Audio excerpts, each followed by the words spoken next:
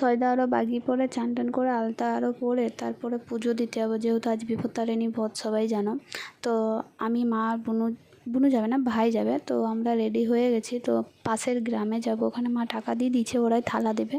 তো ওখানে সব রেডি আরও হয়ে গেছে, ঠাকুরকে শাড়ি পরাচ্ছে, তো পুষ্পাঞ্জলিও দেওয়া হয়ে গেল সবাইকার। আর যা এত গরম পড়েছে, তো আমরা পুজো টুজো দিয়ে পরে বাড়ি চলে এলাম। কিছু খেয়ে আমরা চলে এলাম মেলা দেখতে, আমি, বুনু আর আমার মামার ছেলে। তো মেলা দেখার আগে একটা মন্দির আছে এখানে, শ্যাম মন্দির, ওটাই ঘোরাবো ওকে, আমার মামার ছেলেকে। তো মন্দিরটা ঘুরিয়ে তারপরে আমরা চলে যাব মেলাতে, যেহেতু হেঁটে হেঁটেই যাবো, সামনেই মেলার থেকে মন্দির, আর মন্দির সামনে, মেলাও সামনে। তো ওদেরকে এসে পরে খিদে পেয়ে গেছে, ওরা খেতে বসেছে। ওখানে মোগলাই, মোমো আর ছোলা ভাটুরা নিয়েছিলাম।